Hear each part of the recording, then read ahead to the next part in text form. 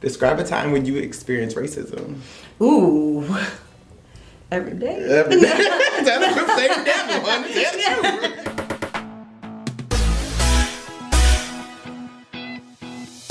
Hey beautiful people, Success Mentor Dante J. Worth, and I'm back with another video right here on Audacious Believer TV! Now, if this is your first time tuning in, I need you to make sure you hit that subscribe button down below. Make sure that you like this video. And make sure that you're commenting down below. Me and my team absolutely love to read your comments. Now tonight, we're being joined by the beautiful, the fabulous, the one, the only. Tell them who you are, darling. Kesha Carter. Now, Kesha is amazing, okay? We have invited her here tonight to talk about inclusion through diversity, darling. Yes. So, before we talk about that, what is your story?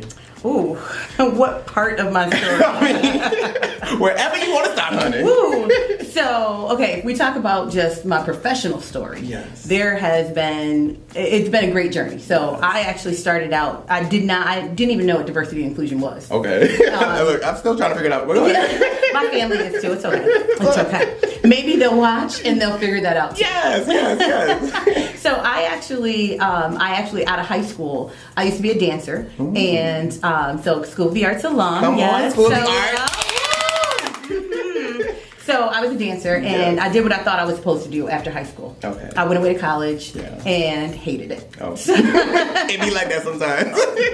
I was not focused, and I'm sure my daughter's watching, and because I'm going to talk about how I wasted money, and that's what I get on her for. But she's almost done, so that's okay. Yes.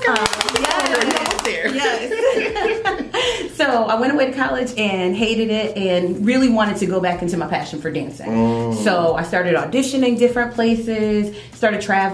I traveled all over the world, did some amazing things, met some amazing people, and then I was kind of broke. So look, you need the coin, secure the bag. So what you got to do, sis? So I had to come back home. Okay. And I had to work. Yes. But I was working and I still got to dance. So I danced with the Buffalo Jills. Wow. I danced for the Rochester Rhinos.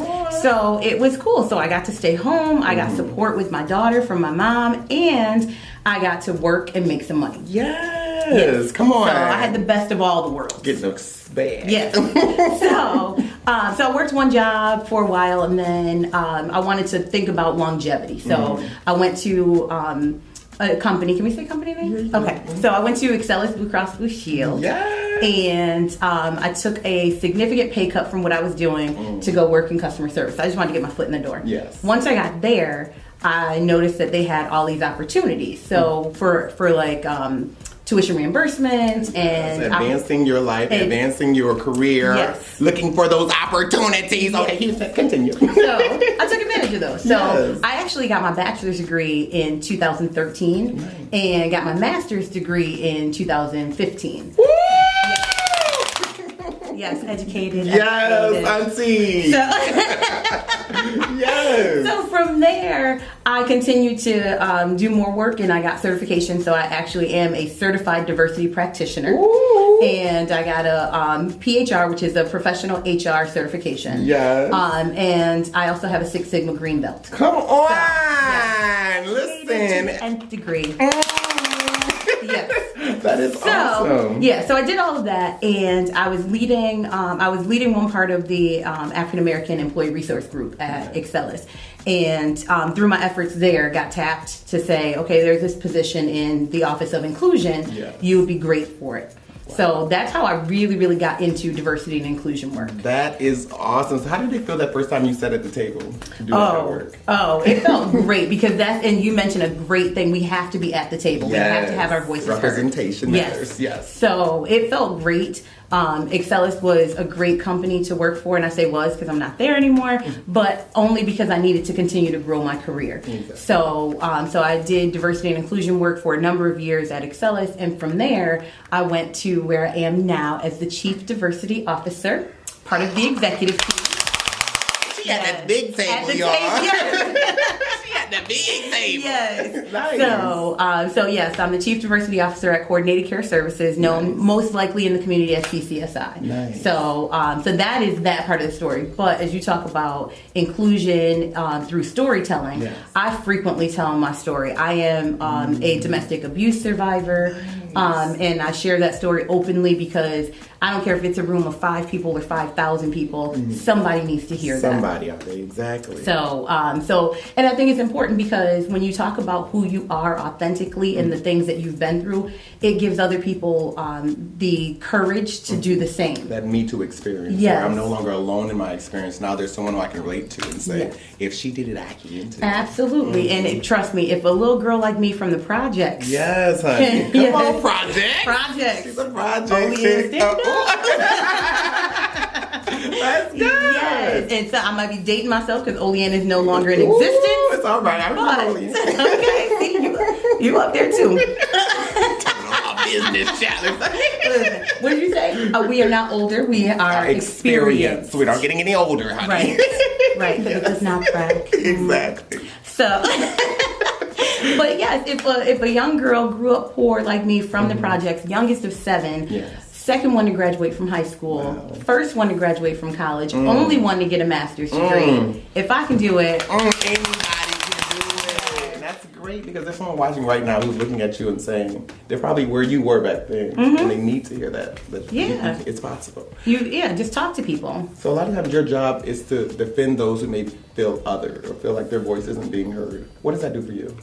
Oh, it makes me feel great because I'm naturally an extrovert, and I don't mind talking to people. I don't mind sharing. I don't mind speaking up for myself and for other people. But when I get to do that for people who feel like they are disadvantaged, it makes me feel amazing because I'm creating opportunities where people felt like they didn't have those opportunities. Yes. So that makes me feel amazing. That is awesome. So what is the best story that comes to mind when you think of being in the room and being at that big table and that you have to tell that one story that can shift the trajectory of maybe a company that has not had diversity or has not had opportunities for those who may have thought others? So what is that? If I had to think of one, it would probably be being able to call a supervisor down to the carpet for not giving an opportunity, not even giving a look at someone internally who is well qualified for a position because of their own biases, the supervisor's own biases. And the words that they said were, "This person is not a good fit." So code word, some people use code. Yes, they use code, and they wanted to look externally, and they actually wanted the person that they brought forward that they wanted to hire was someone who had less experience in the position than the internal candidate. And so the internal candidate, and I know when you're not given those opportunities that you are great for, you just need somebody to give you that one chance. Yes. You lose that talent because then they're not committed and they go through every day like, I'm just doing this until I find something else. And so being able to advocate for that person to be considered for that position, and she actually got that position and is doing an amazing job, doing much better than anybody, even I thought that. Congratulations, honey. Yes. For you, why do you believe that your position is very important in the companies today?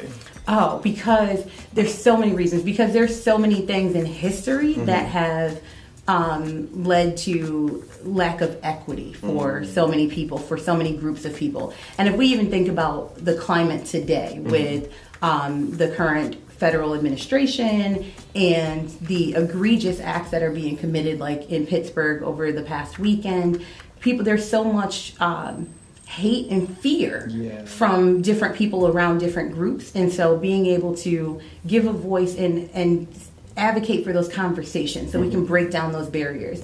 And so that one of the things that I do now is teach people about how the systemic and the structural racism that has been going on for so many years is the impetus for where we are right now and for why some people are not given opportunities. And so, for instance, if for all the employers out there, all the hiring managers, all the people in HR, if you look at job descriptions and you look at the requirements for a job description, if something is listed as having a requirement of a bachelor's degree, really, really thinking about, is a bachelor's degree absolutely necessary for this position? Or can we give some credit for the experience, the work experience that an individual has? And so breaking down those barriers, because we know that there are some systemic things that have been in place for a very long time that that leave certain groups out of having the advantage of education. And so being able to offer those opportunities so then they can come in, take advantage of the tuition reimbursement that is offered. Come on, tuition reimbursement. Yes. Sally Mae, Navion, all of them. All their cousins or whatever.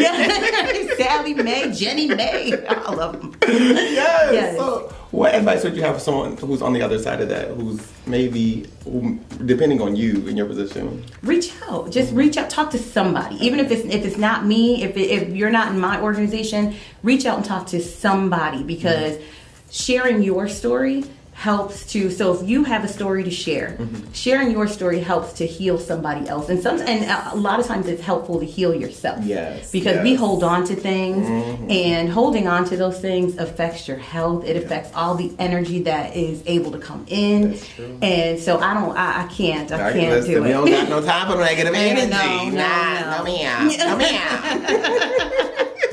Yes, awesome. Sharing that story. And then if you feel like you don't have someone to go to, seek somebody out. Find me on Facebook. Yes. Find me on Instagram. Find me on LinkedIn. Yes. Send me a message. We can have a conversation. You bring up a good point about being willing to reach out for help and being willing to step out of the corridors of just being by yourself and saying, oh, no one understands me, or they're judging me because I look this way, or they're not giving me opportunity because I look this way, or this is who I am. But to actually reach out for help and open your mouth. Yeah, and that's so hard though. That's so hard because it's hard as human beings. It's hard to be vulnerable.